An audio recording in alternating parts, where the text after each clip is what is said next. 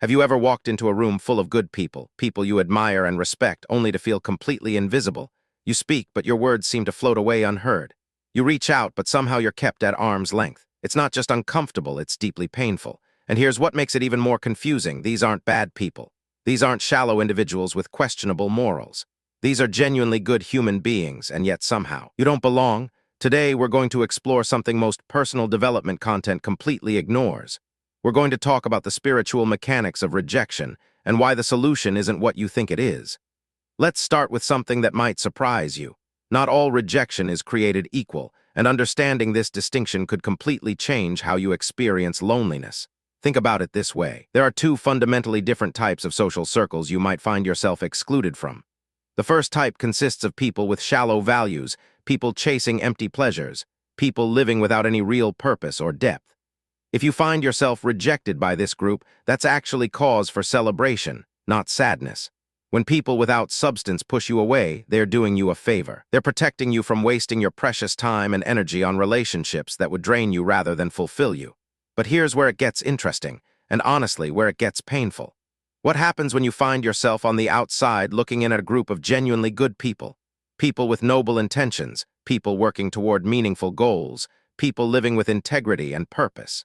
When these individuals seem to overlook you, when your contributions go unnoticed, when you feel like a ghost in conversations that matter, that's when the real soul-searching needs to begin. Because this type of rejection isn't protecting you from anything. It's revealing something about your own spiritual journey that you need to understand. According to Buddhist wisdom, and this is where things get really profound, this pattern of being overlooked or dismissed often stems from actions we've taken in previous lifetimes. Now, whether you believe in past lives or not, stay with me here, because the principle applies to patterns we create in this lifetime too. The teaching suggests that people who habitually engaged in empty gossip, meaningless chatter, and words without substance in their past existence will find that in this life, their words carry no weight. They speak, but people don't really listen. They contribute to conversations, but their input gets glossed over or forgotten almost immediately. Think about the karmic logic here. If you spent previous existences filling the air with noise rather than meaning, with gossip rather than wisdom, with empty words rather than thoughtful communication, then the natural consequence is that in this life, your words struggle to land with impact. People don't consciously decide to ignore you.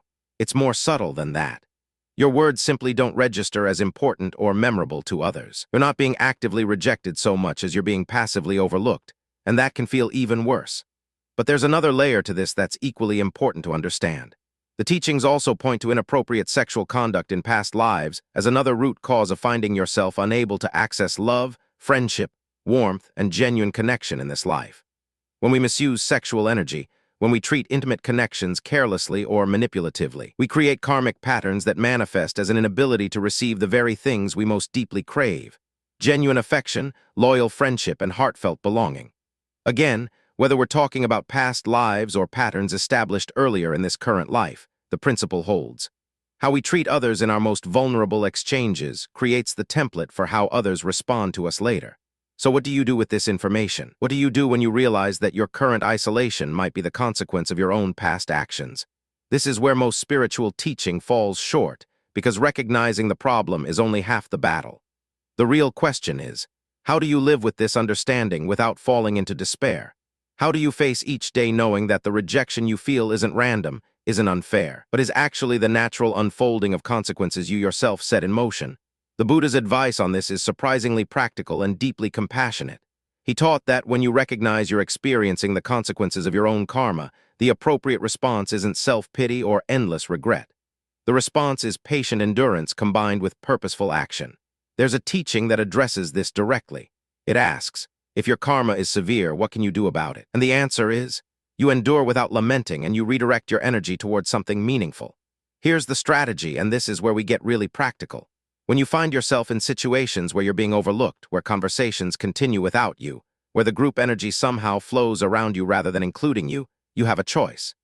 You can spend that time spiraling into self-pity, replaying your rejection over and over, wondering what's wrong with you. Or you can recognize this as karmic debt being paid down, and use that time for something that actually builds your spiritual account rather than depleting it.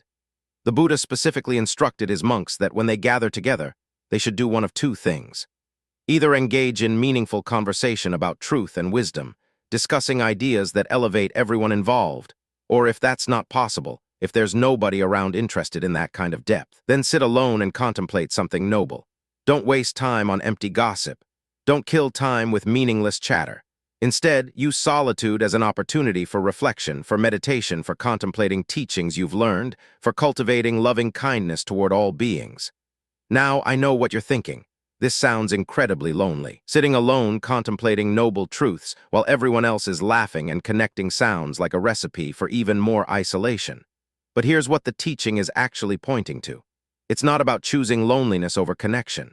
It's about refusing to fill the void of meaningful connection with the empty calories of superficial interaction.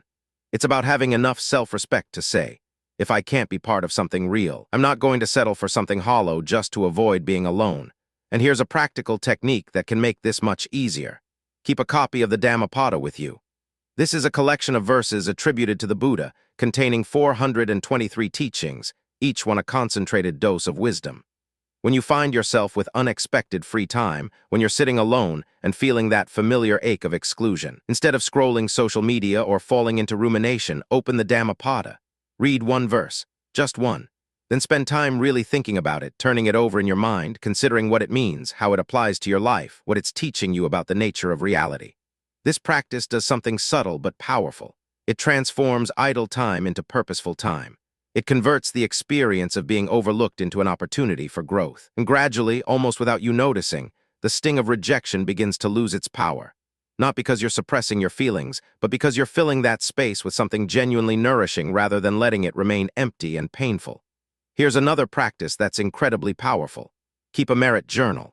This is a record of all the good actions you've taken, all the kindness you've offered, all the ways you've shown up with integrity even when it was difficult. When you're feeling the weight of rejection, when you're wondering if you have any value at all, pull out this journal. Remind yourself of your own goodness. Look at the evidence of your positive impact on the world.